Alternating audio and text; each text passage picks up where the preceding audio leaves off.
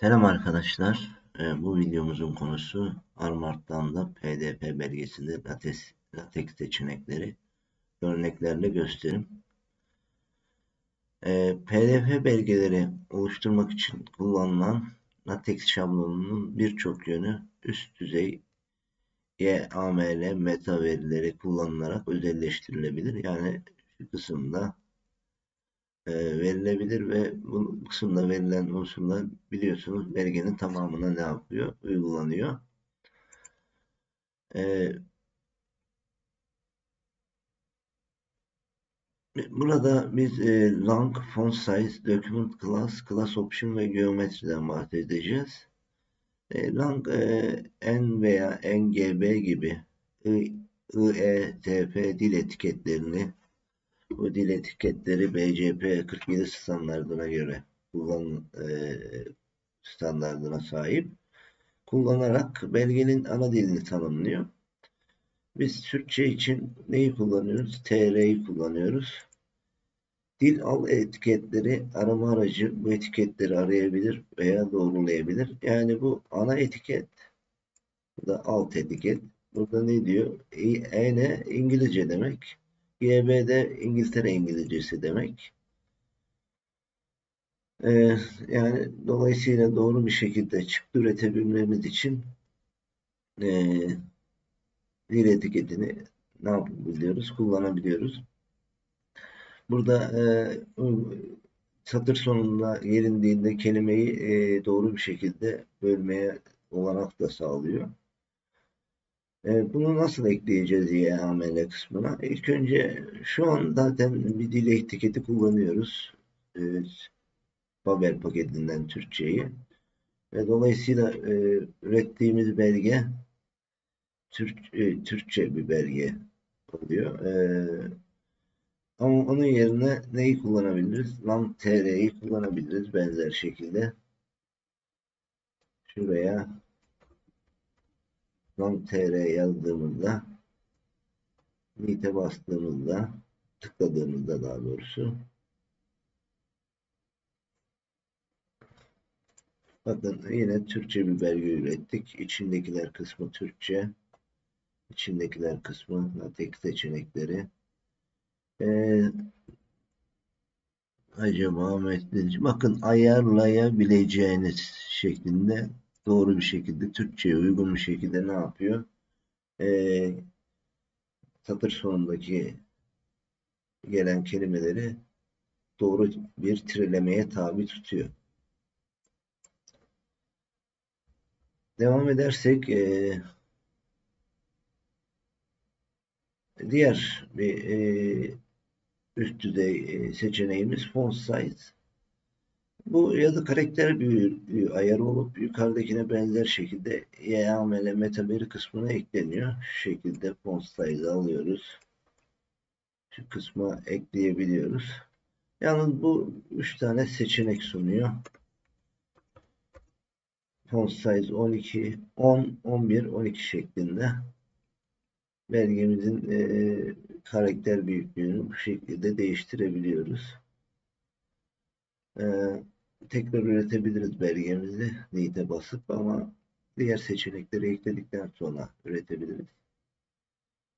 Yalnız font size'ı kullanırken bu yöntem ile 3 seçeneğimiz varken daha fazla seçenek sunan ve header includes'la kullanılan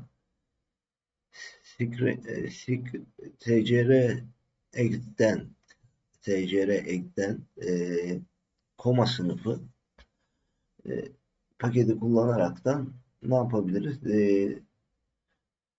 İstediğimiz büyüklükte karakter büyüklüğüne sahip olabiliriz. Örneğin burada şu an varsayılan 11 puntolu bir belgemiz var. Burada gelin şu ifadeyi kullanaraktan zaten şu an font size kullanılıyor varsayılan olarak. Şunu kullanaraktan ne yapalım? Karakter büyüklüğümüzü değiştirelim. Şuraya özellikle 20 pt seçtik ki çarpıcı bir şekilde değişsin. Yoksa 20 pt belgeler genelde üretmiyoruz. Bakın karakter büyüklüğümüz ne yaptı? 20 pt'ye çıktı. E, Diğer bir ifademiz doküman sınıfı ya da belge sınıfı. Genellikle standart sınıflardan biri. 3 tane standart 3 tane sınıfımız var. Article, book, report. Bunun yanı sıra başka sınıflar mevcut. Ee, Diğerlerine benzer şekilde YAML metaveri kısmına ne yapıyoruz? Şu şekilde ekliyoruz. YAML veri kısmına mesela şunu da 12'ye çevirelim arkadaşlar. Daha güzel gözüksün. Bakın bu bizim normal varsayılan içindekiler bölümüyle metin birbirinin içine girmiş. Article'da read'e bastığımızda ürettiği belgeye bakalım. Hala iç içe. Çünkü makalede genelde makalelerde içindekiler kısmı olmaz. Bunu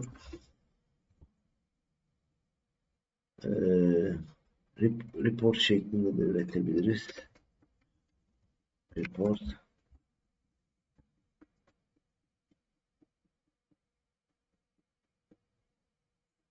Report şeklinde de ürettik. Bakın burada başlık ayrı bir sayfada, içindekiler ayrı bir sayfada ve şu şekilde dönüşüyor. Ya da book şeklinde üretebiliyor muyuz ona bakalım.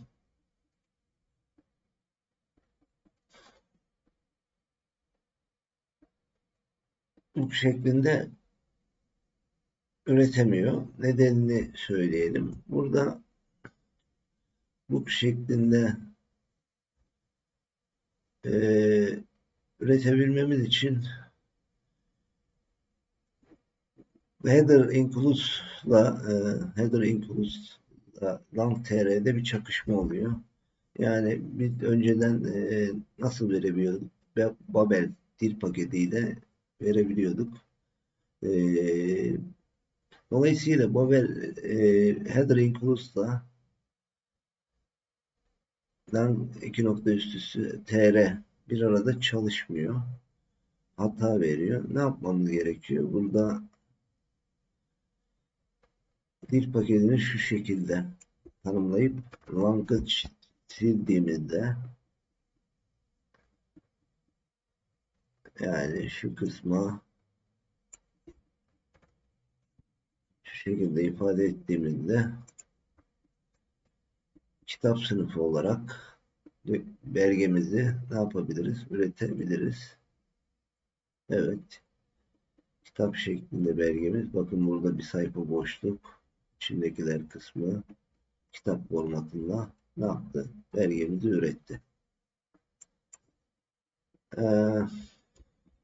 Bir diğer konumuz, bu videomuzun diğer bir konusu class option. LaTeX çıktısı için varsayılan Padlock şablonu, bu şablon işte varsayılan Padlock şablonu. Kitabı girdiğimde karşımıza çıkan şablon.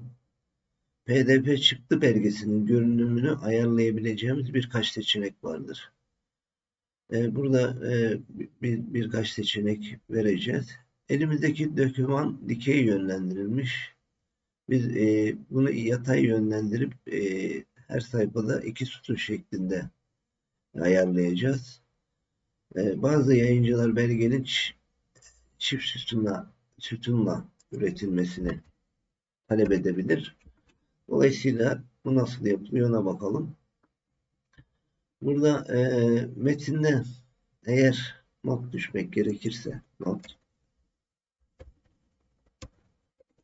metinde grafik veya tablo varsa iki sütun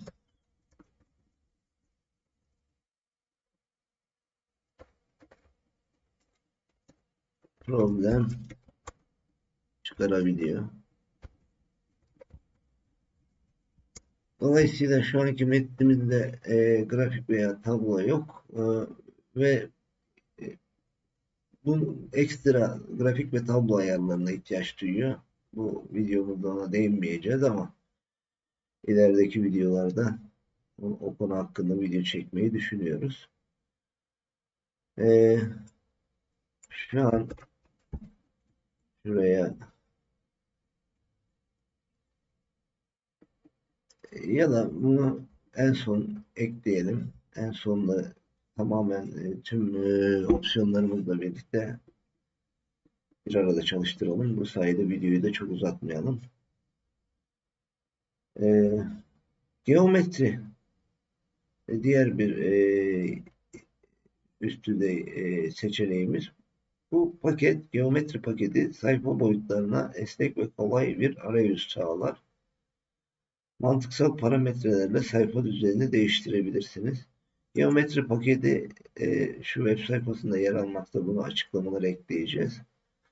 Örneğin burada metnimizin kenar boşluklarını belirlemek istiyoruz. Kenar boşlukları milimetre, santimetre ya da inç cinsinde belirleyebiliriz. Örneğin Kırıkkale Üniversitesi'nin tez yazılım kılavuzunda yazım kılavuzu soldan 4, üst, alt ve sağdan 2,5 santimetre boşluk istemekte. Biz bu boşlukları geometri paketini kullanarak nasıl verebiliriz? Üst düzey YAML kısmında. Top eşittir 25 milim. Üst kısımdan bırakılacak boşluk. Left 40 milim sol kısımda bırakılacak boşluk. Right 25 milim sağ kısımda bırakılacak boşluk. Bottom 25 milim alt kısımda bırakılacak boşluk. Yani 2,5 santim, 4 santim, 2,5 santim, 2,5 santim şeklinde. Geometri paketi oldukça geniş biçimlendirme opsiyonlarına sahip.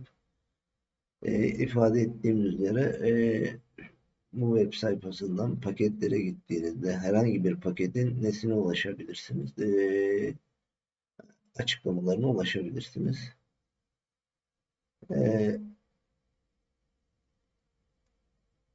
Demin gösterdik bu kısmı.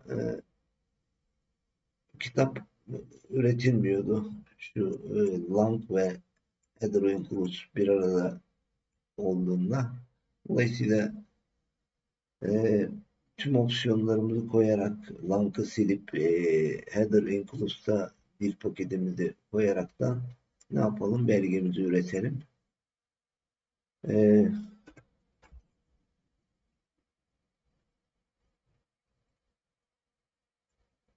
Ne yapıyoruz? Şu kısma geldik. Yapıştırdık. Header includes, document class, class option, geometri, tüm lang hariç, yani dil paketi hariç hepsi burada. O da ve kitap olarak üreteceğiz. Ve iki sütun yatay yönlendirme. Şu an belgemiz dikey yönlendirme ve kenar boşluklarımız. Üretelim. Şu an tekrar belgemize bakarsak belgemizde görünüyor şu şekilde. Delete bastık. Tıkladık delete. Belgemizi üretiyoruz. Belgemizin görünümü şu hale aldı. Çift sütun kenar boşluklarımızda dilediğimiz gibi. Bunları istediğimiz şekilde değiştirebiliriz. İyi günler. Bu videomuz burada sonlanmaktadır. İyi günler dilerim.